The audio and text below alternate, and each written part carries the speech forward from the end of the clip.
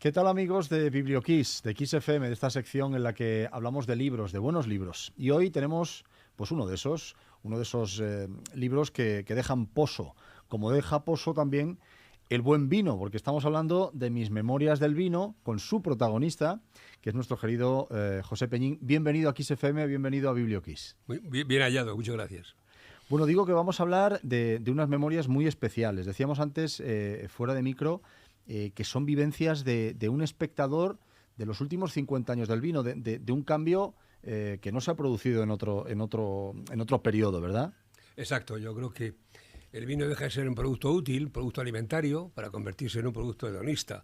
Por lo tanto, en el momento que se convierte en un producto de placer, entonces lo importante es adquirir una cultura. Y eso es lo que hemos, cuando digo hemos, en plural, hablamos del sector del vino, hemos intentado que esa bebida cotidiana e histórica tenga un pozo cultural y que se contemple el vino como un rebuscar en los sentidos, lo que los sentidos son capaces de captar en un trago, en un vino, en una marca, en un suelo, en un clima, muchos factores agrícolas que en otros productos agrícolas no importan, pero en el vino sí. Claro. Para alguien que ha consagrado su vida al final al vino, a entender el vino, a entender todo esto que nos está explicando, ¿no? El terreno, cómo las condiciones climáticas afectan a las producciones, los resultados finales. ¿Cómo han sido estos 50 años en estos cambios tan vertiginosos? Porque desde el inicio del libro vemos ese recorrido también vital, ¿no?, de José Peñín en esos bares madrileños, ese vino que se servía quizá de otra manera como se sirve ahora, ¿no? ¿Cómo ha sido ese camino desde entonces hasta ahora? Claro, si hablamos de que los 50 años últimos fueron los más importantes en la historia milenaria del vino, porque se han producido los cambios más radicales en todos los sentidos, no solamente cambios en el vino, por supuesto cambios a mejor, sino también modos de beberlo, la cultura, países que no bebían vino están bebiendo vino, sí. El consumo per cápita es inferior, se bebe menos vino por persona, pero sí en cambio hay más consumidores. Claro. El consumo ocasional, ahora el vino se entiende como un consumo ocasional, no como yo cuando empecé, que te sentabas en un restaurante esos de carretera y sin pedir nada ya te ponía una botella de vino y la gaseosa, por si acaso. Exacto. Entonces, llegamente eso ya ha desaparecido, ¿no? Y esa historia en torno a una bebida tan milenaria como el tinto, esa historia se ha reproducido de una forma tremenda en estos últimos 50 años. Y eso es lo que me movió. No me movió tanto contar mis experiencias como viajero. Sí, que también lo tiene el libro, ¿no? Es analizar, enseñar a las nuevas generaciones de que para ellos ya el vino es algo como muy normal, como siempre hubiera sido, como creen que el vino ha sido siempre más o menos así, que eran peores los vinos de antes y mejor. No, es que no solamente eran peores, sino que era otra forma de beber. Vinos que eran peores desde el punto de vista sensorial, pero estábamos acostumbrados a eso y nos parecía que hace 5 años, que esos 50 años, que esos vinos eran normales, ¿no? Por lo tanto, yo creo que ha habido unos cambios, incluso sociológicos, que esto también es muy importante. Y ya, tal y como se contempla el vino es un termómetro de la sociología, de lo sensorial y sobre todo también del despertar por parte de las nuevas generaciones, incluso la generación Z, que se está interesando por la cocina, por lo sensorial, mucho más que antes. Hablando de esos vinos de última generación, ¿no? Cada vez uno está más acostumbrado a escuchar, vinos sin denominación de origen, vinos de autor, estas botellas con unos diseños imposibles. Claro, ¿qué hay de marketing en todo eso? Sí, hay marketing. ¿Qué hay de marketing en todo eso? ¿O viene acompañado también de calidad en el producto? ¿Qué porcentaje de cada cosa hay? Pues mira, es difícil. Hombre, yo entiendo que el marketing está más vinculado a las grandes producciones. Sí. Una bodega empieza siendo una empresa familiar, sí, que crece, y algunos crecen mucho y otros se quedan en la mitad del camino.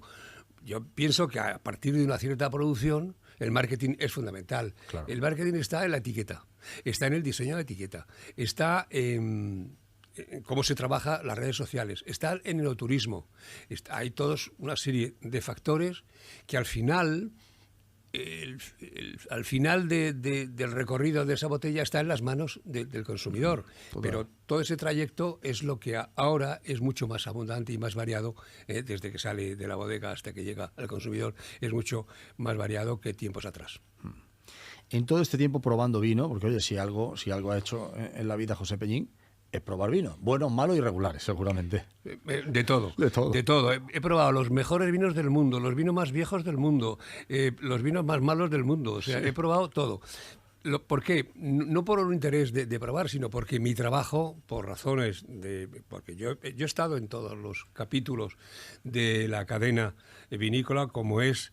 He comprado vino y he vendido vino, cuando tenía un club de vinos en el año 75. Monté la primera agencia de comunicación dedicada solamente al vino en España, en el año 84. Hice vinos con mi nombre, seleccionándolo yo. Es decir, diríamos, fundé 2 revistas especializadas de vino. Y claro, he podido ver el vino desde muchas perspectivas, de todas, y eso es lo que me ha obligado, en cierto modo, a entrar en una revisión de todo lo que en estos últimos 50 años se han hecho, ¿no? De todos porque ya no estamos hablando de bodegas que han mejorado, los vinos que han mejorado, los viñedos, etcétera, sino también el consumidor ya tiene una perspectiva muy distinta a los consumidores de hace 80 o 100 años. Claro. En toda esta evolución de estos 50 años, ¿dónde diría José Peñín que estuvo el punto de inflexión? O sea, el momento en el que aquello empezó a mejorar o a cambiar, vamos a decirlo, no sé si mejorar es la palabra, de forma exponencial. Aquí es cuando la cosa se puso de otra manera. Pues mira, quizá España era el país europeo que más atrasado estaba en la calidad del vino. Quizá porque teníamos el vino asegurado para venderlo a Italia y a Francia como materia prima.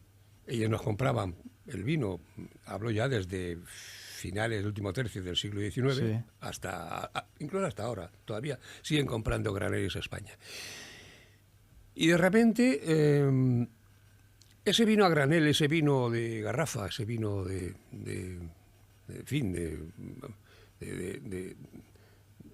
papeo y de beber en las barras de las tabernas, aparece la marca. Y la marca, que ya había un antecedente con los primeros vinos, los vinos de Rioja de la segunda mitad del siglo XIX, esa marca es necesario también responder de que lo que hay detrás en cada marca. ¿Y qué ha ocurrido?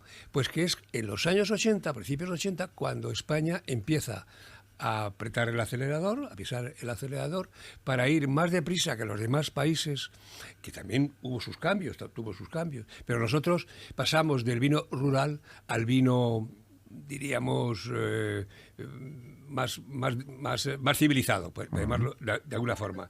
Y entonces, pues, es evidente que eso hizo que España estuviera en primera línea en los últimos 20 años en conocimientos de la viña, conocimientos de la elaboración, entrar en una filosofía de que los cosecheros ya no son gente de boina, sino ya de gorra de visera y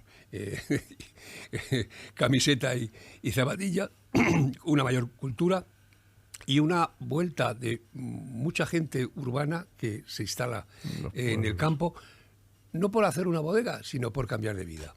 Y el vino, la bodega, es un pretexto para que, ganándose lo justo, posiblemente ganando menos que esas personas ganaban en la ciudad, se meten en este negocio, voy a llamarlo así, o en esta aventura, más por lo que representa la relación con el paisaje y con la naturaleza, que todos siempre tenemos una razón de ser y de estar en ese sentido.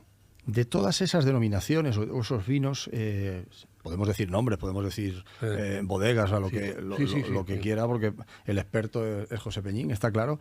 De todos esos, ¿quién representa más, qué denominación, qué bodega representa más esos nuevos valores de esos nuevos viñadores, ¿no? De esa gente que se volvió al campo o que ya no es la boina, es la gorra? Efectivamente, es muy gráfico eso que dice. ¿Quién lo representa mejor eso? Mira, realmente España, de los países europeos, los emprendimientos vinícolas que se han producido en España no han tenido tan en cuenta las denominaciones de origen. En Francia tú montas una bodega que no esté en una denominación de origen, vamos, ya fracasas, ¿no? Ya lo digo entre comillas, porque el fracaso muchas veces depende de la persona, depende del emprendedor. Pero todos esos ejemplos de la mirada al campo, de cuidar la viña, de tener una relación con el clima, con el suelo, con los conocimientos vitícolas, se han producido en cualquier sitio de España. Y es más, últimamente estoy viendo proyectos de gente joven, por supuesto. Cuando hablo de gente joven hablo de hasta 40 años, que están montándose una bodega en sitios desconocidos, insólitos, que no hay denominación de origen para nada. No sé, imagínate en Hervás, ahí en Cáceres, o en Castilla y León, pero sin ninguna zona vinícola, simplemente porque hay una tradición. Yo creo que en ese sentido, y eso me gusta, porque al final, digamos, la disciplina de los reglamentos de las naciones de origen afecta mucho menos a la mentalidad de quienes emprenden una aventura de hacer una bodega. Y eso está bien, porque eso se llama vinos de la libertad. Porque al final lo importante es que ellos respondan por el vino y no tenga que responder la fama de la denominación de origen, que muchas veces las denominaciones de origen es café para todos. Claro. En ese proceso, está la bodega, está aquel que cultiva la tierra, efectivamente, que da esas uvas fantásticas para hacer el producto, pero luego está la distribución, ¿no? Claro, ¿cómo ha cambiado también eso? Porque de eso también habla el libro, ¿no? De cómo ha cambiado la forma en la que llegan las botellas, que llegaban de entonces y llegan ahora, ¿no? Mucho más democrático todo, ¿verdad? Claro, pero todo eso, cuando me haces la pregunta de los grandes cambios que se han producido en todos los sentidos. Claro. O sea, tú estás en tu casa, tecleas es más, te han hablado de una marca, pero la reconoces, a lo mejor no lo dices bien, y tú tecleas en Google y posiblemente te cuadra. Claro. La marca te dice el precio, te dice quién lo vende y cuánto tiempo va a tardar ese vino en ir a tu casa. Hombre, por favor, eso es impensable.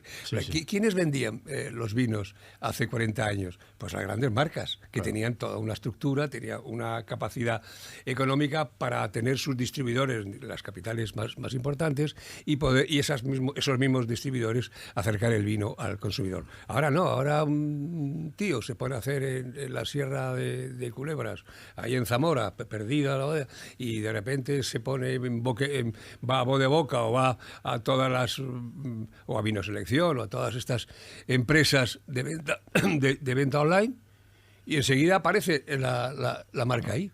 O sea, es decir, y eso es lo que es uno de los grandes cambios, y que es posiblemente uno de los mejores cambios que se han producido, de poner en primera línea a marcas que, por no tener unas condiciones económicas adecuadas, pueden tener su vino en la vanguardia de la comunicación.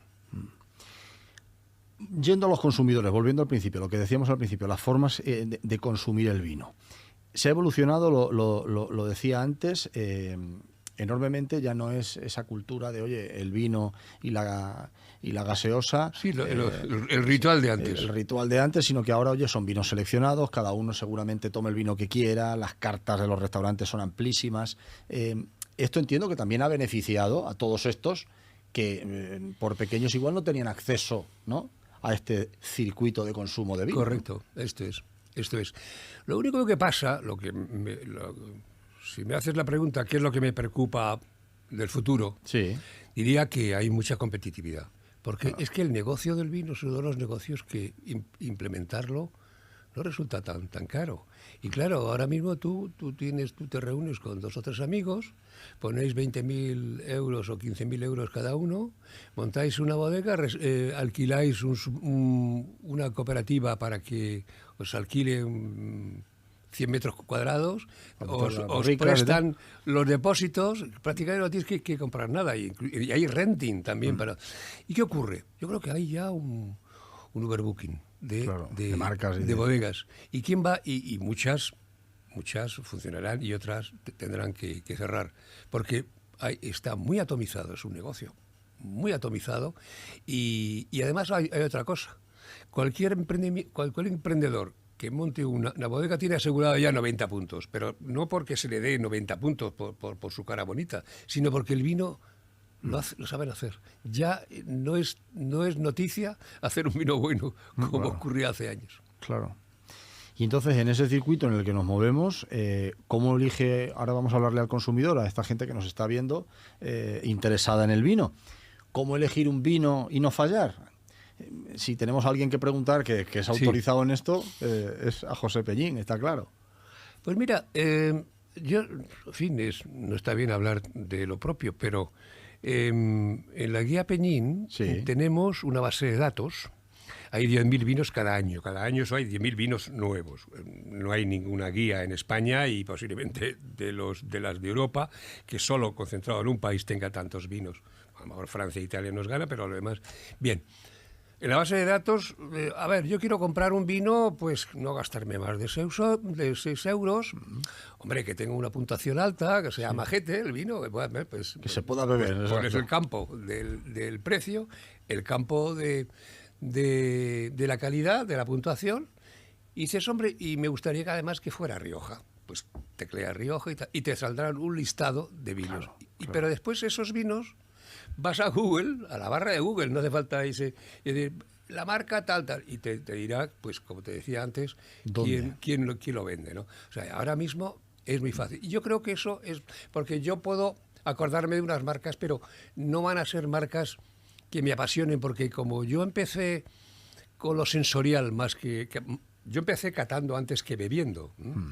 Es decir, cualquiera que se meta en un negocio de vino, pues hay un ancestro vinícola que te va siguiendo y tal, y de alguna manera tú te metes en este negocio porque te suena algo familiar. Pero en mi caso no, yo monté un club de vinos en el año 75, que podría haber montado otra cosa, de decoración o de coches, yo qué sé. Pero me di cuenta que lo más importante no era que a uno le guste el vino, sino utilizar las papilas. Es decir, ¿dónde está el placer? El placer de la comida, el placer de beber, no está en el estómago, absolutamente. Está en el paladar. Yo siempre digo que a mí el vino me deja de interesar desde el gaznate hasta el estómago, porque siempre digo que en el estómago no hay placer, sino consecuencias. Exacto. Irregulares a veces, ¿no? Regulares. Bueno, y en estas memorias del vino, mis memorias del vino que están ya aquí, vemos que es un volumen potente, vamos a decir. Es que está el mundo entero, ¿eh? El mundo entero. O sea, son visitas, viajes que he hecho en estos 50 años a muchos países. Exacto, a eso voy. Estas memorias son unas memorias de vino, unas memorias vitales, como no puede ser de otra manera, enraizadas en el vino, pero es también un libro de viajes, es un libro de descubrir muchos lugares, muchas regiones. ¿Cuál fue aquella primera región que le impresionó, que dijo, ostras, este sitio es... que luego seguramente vinieron muchos más, pero la primera siempre marca, ¿no? ¿Cuál fue esa primera región? Pues yo creo que esto que voy a decir no es original, no es muy original, y es que ha sido Francia. Claro. Es decir, cualquier bodeguero, cualquier comunicador español, de los pocos que éramos entonces, en los 70 y los 80, pues hombre, nuestra meca era Francia. Yo aprendí lo sensorial en Francia, aprendí hasta qué punto la naturaleza influye mucho en el vino, que el vino no es simplemente una transformación de un fruto, de la fermentación de un mosto dulce a un producto seco, sino que detrás hay muchas cosas, ¿no? Y eso fue mi escuela sensorial y mi escuela, diríamos, técnica, valga el término, y que fue precisamente Francia. Después, el segundo paso tendría que ser, pues, el nuevo mundo, claro. Es decir, Claro. hasta qué punto el nuevo mundo, que parece que eso del nuevo mundo Sí, parece que aplicado fue al ayer, vino pero- es utópico, porque es que muchas bodegas argentinas han empezado antes que muchas de las bodegas españolas históricas. Pero lo que sí es cierto es que ver los dos extremos, Francia, es decir, el viejo mundo, capitaneado por Francia, lógicamente, en aquellos tiempos que España y Francia había unas distancias enormes. Y después contrastarlo con, con, los, con la tecnología, tanto vitícola como enológica del Nuevo Mundo, en este caso California, Australia, etcétera, Sí. pues hombre, la verdad eso serían los dos extremos donde para mí la curiosidad me hacía conducir hacia esos dos destinos que al final de ahí, de esos dos destinos, empecé ya pues a ampliar a Italia, a ampliar. Pero lo que sí es cierto es que llegado a este punto y en el momento actual, ¿cómo está nuestro vino? El vino de calidad. Pues claro, estamos hablando de la historia de Francia, la tecnología de California, la sabiduría comercial de los italianos y sobre todo también su tradición vinícola. ¿Cómo estamos nosotros ahora? Pues la globalización, que parece que suena mal, la globalización, parece Sí, que suena, pero la globalización... ha tomado un cariz negativo, efectivamente. Correcto, sí. pues en este caso la globalización ha hecho la parte positiva, que ya no hay vino malo y ya las diferencias de calidad del mejor vino francés y el mejor vino español ya no existe. Puede haber un vino de 97 puntos, italiano, español, portugués o argentino. Esas diferencias son mucho menores. ¿Por qué? Pues porque la clase enológica, los técnicos, esta generación de enólogos jóvenes con un conocimiento del vino increíble en comparación con lo que había antes, ha hecho de que se han fusionado las técnicas e implantaciones y estilos de vino que se van pareciendo. Esa es la parte negativa de la globalización. Ahora, ¿quién sale ganando? El consumidor, porque ningún vino le va a fallar. Claro, no hay ningún vino malo en ningún sitio. Sí, sí, eso está bien. Bueno, y viendo el paso del tiempo, la relación con los consumidores y esto que dice tan importante, ¿no?, de lo sensorial, porque al final esto es un producto para disfrutar, un vino es un producto para disfrutar. Claro, seguramente José Peñín, oye, vaya de cena, vaya de comida, hombre, es una autoridad en el vino, eso no lo podrá negar. ¿Cuánto le penaliza esto en las comidas? O sea, le dan mucho la tabarra a los amigos, es a donde quiero llegar. Claro, ir a tomar un vino con Peñín, ¿cómo es ese proceso? Le miran así, le preguntan primero, ¿tiene que elegir siempre el vino? ¿Cómo es?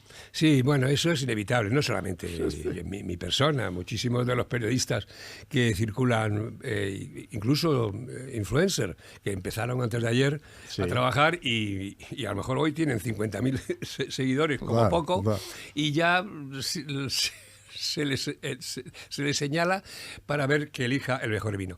Hombre, uno ya no elige tanto, en mi caso ya no elijo tanto por la marca, sino por el conocimiento que tengo de las variedades, del nivel medio de esa zona y realmente si alguien cena o come conmigo, lo primero que se le va a extrañar es que no voy a pedir el Sota, Caballo y Rey de las marcas que son las que... Si no voy a pedir una marca extrañísima de un viñedo que está, pues, yo qué sé, pues en Utiel Requena, en un paraje extraño, o de un vino de Alicante, pero que no es un vino que se imagina uno de Alicante, sino es un elaborador perdido por ahí. Eso es lo que... Pero ¿sabes por qué? Porque al final soy yo el primero que tengo también curiosidad de renovar o de ver si ese vino ha cambiado o no. Es decir, es un juego de posibilidades, pero también es cierto, repito, siempre vas a quedar bien hoy mucho más que hace 20 años. Digo 20 años por no irse más atrás, a los 50. porque ahora mismo no fallas con ningún vino. Yo soy uno de los primeros periodistas en España que ha hablado de vinos de supermercado. Muchos de mis colegas dicen, hombre, mira, que es que hablar de los vinos del lineal del supermercado, pues hombre, lo siento, pues el 80% de consumidores compran el vino en los supermercados. Tal. 3 euros, 4 euros. Pues sí, hay vinos de 3 y 4 euros que yo los bebería sin ningún problema. Claro. Lo que no voy a pedirle a ese vino de 3 o 4 euros es de qué cepa está o de qué suelo, o si la vendimia... no puedes entrar en esas... Vendimia nocturna o diurna, ¿no? Ahí no se puede pedir. Esto es cierto. Claro, y cuando uno va al supermercado y ve esos vinos, ¿en qué es lo que hay que fijarse? Porque claro, al final el precio, ahí es verdad que en el supermercado sí que les iguala a todos los vinos más o menos. ¿En qué se puede fijar uno para decir, pues mira, este es el indicador que te puede llevar por un lado bueno o por un lado no tan bueno? Hombre, siguiendo la técnica de la base de datos que expliqué antes, que también se puede llegar a encontrar, yo, por ejemplo, con mi interés quizá mayor que el interés por las grandes marcas, porque ya las conozco, es ver que algún vino del lineal, vino de 4 euros, de 5 euros, que posiblemente pertenezcan a cooperativas, Sí, tengo un cierto interés. claro. Lo que no me fío es de un gran vino, de un vino de crianza hecho por una cooperativa. Pero el vino raso, Sí. el vino ese de transformación de la uva y que de la última cosecha y vino fresco, afrutado, sin más, me fío más, y me he llevado mejores, sorpresas más positivas indagando en los vinos de las cooperativas. Eso lo sabes bien, ves la etiqueta, ves que cooperativa y te das cuenta que... y me fío más de ese vino barato de una cooperativa, a ser posible, repito, que no sea de crianza, que no sea obvio. Ese sería el primer dato para que la gente no vaya ciegas en los pasillos de los supermercados. Cuando alguna vez, a la gente, por ejemplo, dice, oye, tú aconsejas que la gente se gaste 800 euros en una botella o que se gaste un pastón, que al final ese vino tiene un punto más o 2 puntos más que un vino de 30. Le digo, hombre, vamos a ver, aquí estamos hablando de un traje de 300 euros y un traje, no sé, o un traje de 3.000 euros, de 4.000 euros, de Prada o de Brioni o de cualquiera de las marcas. Los dos son, posiblemente uno esté mejor cosido y otro, pero las diferencias no son tan grandes. Estamos hablando de marca. Claro. Eso es la parte social.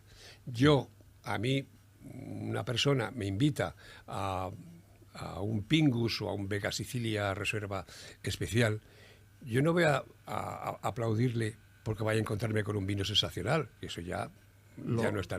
Sino aplaudo porque se ha gastado la pasta, claro, en descorchar esa botella. O sea, yo me siento halagado sí, por el obsequio, no tanto porque entienda que ese vino de 1.000 euros o de 800 euros o de 300 vaya a ser mejor que un vino de 30 o 40 euros. Que el de 3, hombre, se deduce que el de 3 seguramente sí, un poco mejor será. Sí, pero también es un poco, hombre, no sé, pues un traje del Corte Inglés y un traje de, yo qué sé, pues de las marcas señeras italianas, pues hay una diferencia. El cosido estará mejor, la tela un poco mejor, pero tampoco hay esa diferencia. Tú pagas marca. La parte social del vino es muy importante, porque después hay mucho hedonismo. Primero hay un hedonismo exacerbado, después yo qué sé, hay un alarde de exhibir el poder de invitarle, que también es eso, es lo social, claro, de gastarse la pasta en una botella cara. Hay postureo también, hay muchos egos. Sí. El vino siempre es un objeto que no solamente el ego de quien te invita, sino el ego también de la bodega, cuando a la bodega le dan una puntuación muy alta y lo ponen en sus redes sociales. Claro. En el fondo no es que vaya a vender muchas botellas más por eso, sino sencillamente porque el ego, decir... Fíjate, un vino de 98 puntos así, tranquilamente.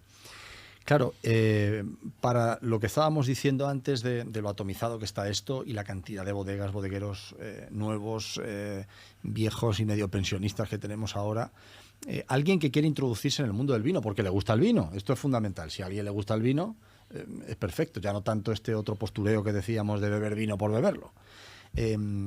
Para probar vinos, porque claro, es imposible llegar a esto que decía de la Sierra la Culebra, es imposible llegar no digo por sí mismo, pero si nadie te ayuda, ¿no? ¿Cuál es la mejor manera de descubrir estos vinos, de acercarse a estos vinos igual más desconocidos y probarlos Sí. de una manera orgánica, ¿no? Pues esa es la gran ventaja que tiene hoy la gente. ¿Por qué? Porque si tú de repente, pues no me voy a comprar yo una botella de 300 o 200 euros, ¿no? Entonces, ahora mismo sigo lo mismo, ¿no? Redes sociales o simplemente Google, a ver, cursos de cata o catas de vino y tal. Pagas 60 euros, 50 euros, pero a lo mejor tienes una batería de vinos que entre la suma de todos esos vinos a lo mejor alcanza 500 o 600 euros. Claro. Y pruebas un chupito y por lo menos ya lo conoces, ¿no? Bueno, Sí. entonces ahora mismo hay una cantidad de ofertas enormes. Hay tiendas que tienen ya varios vinos que los puedes probar copa a copa. Puedes incluso decirles: no me ponga la copa comercial, póngame nada más que la copa para catar, para que te permita, con un menor coste, probar mucho más vinos. O sea, hay herramientas por doquier para lograr probar muchos de los vinos que tu bolsillo no podría pagar. Hemos visto los 50 años que marcaron el cambio, estas memorias del vino.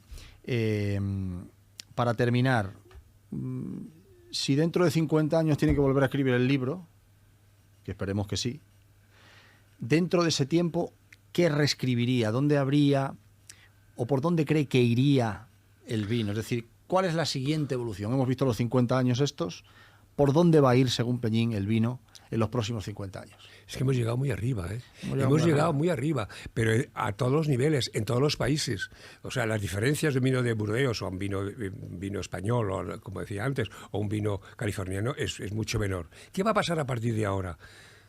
Yo creo que los 50 años próximos van a ser menos apasionantes, menos interesantes que los 50 años hasta ahora, porque hablaba de los enormes cambios que se han producido en estos 50 años últimos. En los próximos 50 años las diferencias van a ser menor y va a ser la clásica cordillera de vinos de moda, tal. Va a haber quizá una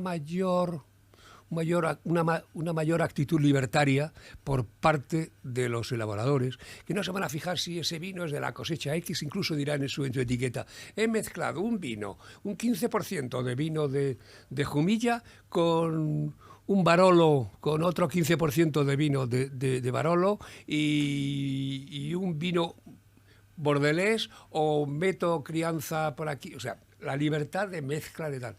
Al final, ¿de qué se trata? ¿De responder tradicionalmente a la añada, a la zona? No, sencillamente al placer de probar un vino que posiblemente no sea mucho mejor que un vino, diríamos, ortodoxo. Pero por lo menos eso forma parte de una moda. Claro.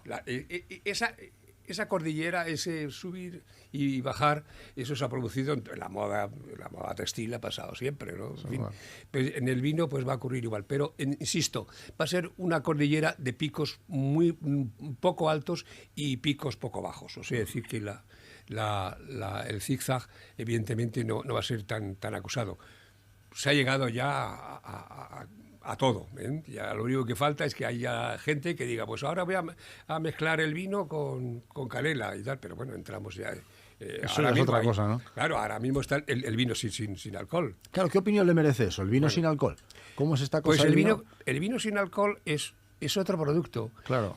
Que en el que hablar de vino sin alcohol es una contradicción, porque el vino es alcohol. Sin alcohol, claro. Poco o mucho es alcohol.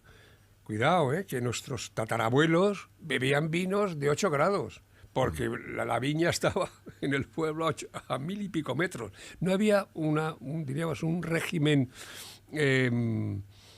diríamos, legal para que el vino era vino a partir de una graduación alcohólica.